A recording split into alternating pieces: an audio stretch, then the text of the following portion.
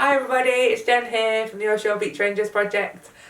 Today, in support of the Great Eggcase Hunt from the Sharks Trust, we're going to be learning a bit about the amazing egg cases or mermaids purses that we find around Cornwall, and hopefully learning a bit about how to ID them. We're doing this today in support of the amazing work that the Sharks Trust do.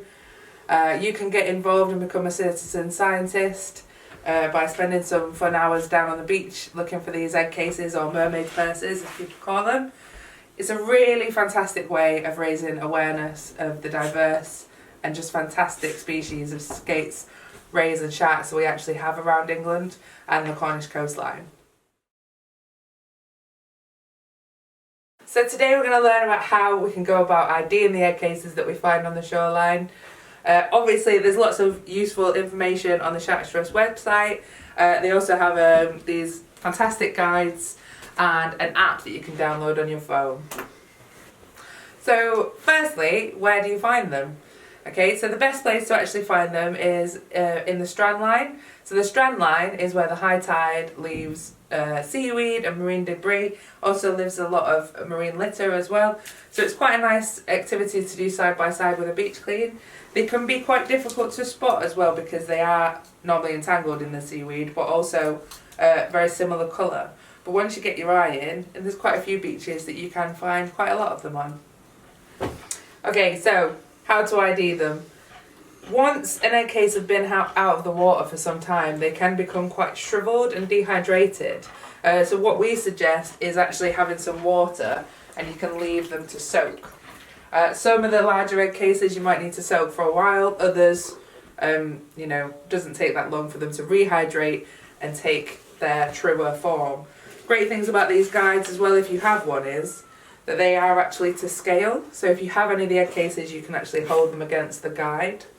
So to get a comparison, when we're looking at the different species, if we compare a nurse hound to a cat shark to one of the rays, you can see the difference in the shape. So a cat shark egg case is more elongated, whereas the ray cases are a bit sort of more square and rectangular. Okay, first of all, we're going to start off with the cat shark cases. We have two different types here. These are the two more common ones that you find around Cornwall. So we've got the nurse hound and the small spotted cat shark. So they're really similar in sort of colour and shape, but as you can see, one of them is much larger than the other. So the larger one is a nurse hound. So the nurse hound females, she takes these egg cases and they have these really long curly tendrils that she wraps around seaweed, so she's got a good safe anchor for those embryos to grow. Absolutely beautiful, and as you can see as well, the walls of that egg case are really thick. They're really strong, sturdy egg cases. Cool, so if you don't happen to have a guide on you, or you perhaps you're not, you can do a good guesstimation.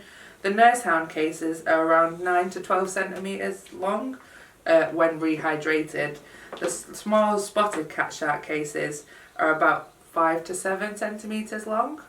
So that's one way you can definitely tell the difference. But as you can see, there is a notable size difference. The other species of cat shark cases that we actually don't often find around Cornwall is the blackmouth cat shark. These cases tend to be about 4.5 to 6.5 centimetres long, and they don't have those same curly tendrils. So if you happen to find any of those, do let us know, because they are actually a really rare spot. Okay, I'm not going to spend any time talking about the larger skate cases today, because we, very, very rarely find them in Cornwall. If you do want any further information about the skate cases, then if you have a look on the Sharks Trust website, there's tons of information on there, and again in this guide or on the app.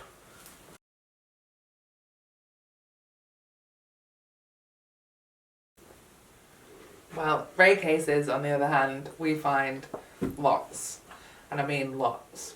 So we're going to just sort of move on into IDing those. So one of the things we can look for first of all is capsule length. So the capsule length is actually the size of the main body without the horns. So these are referred to as horns. This is called the capsule length because basically a lot of the times these horns can be missing. which can make it really hard to ID the egg case anyway. They are really useful because you can look at the shape and size of those. But yeah, the shape of the capsule is a good indication.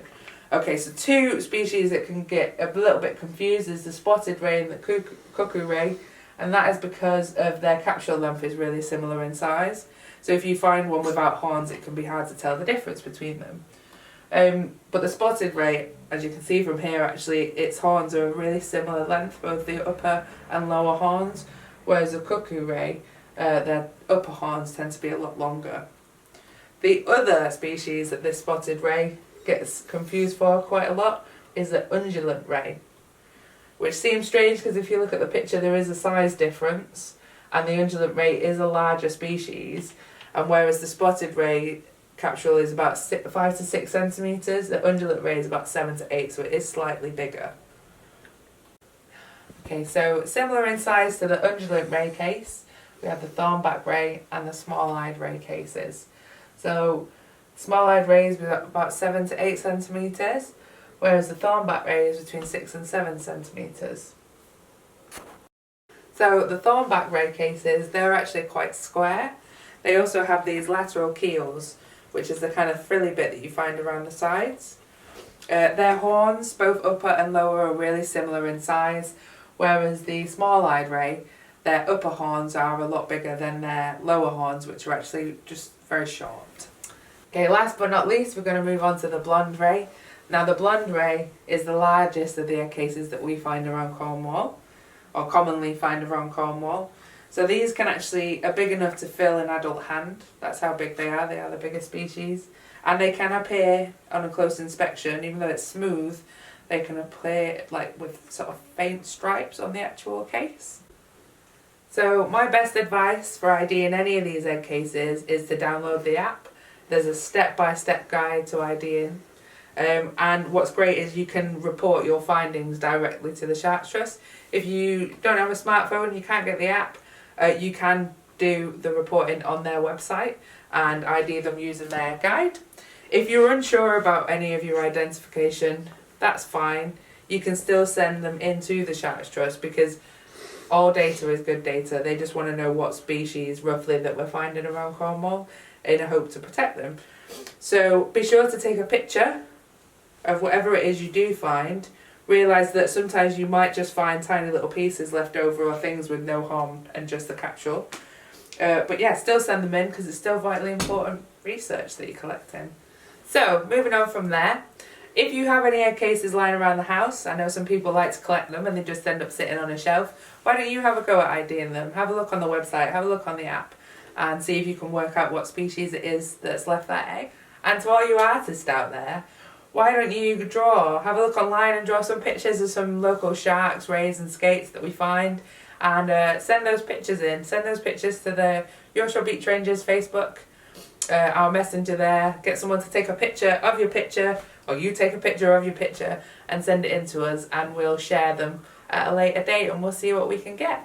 Also, if you have any questions about anything that we spoke about today, you've got your opportunity. If you message those questions in, I will be back on Facebook tomorrow and I will be answering all those questions as best as I can, and that will be at 10 o'clock.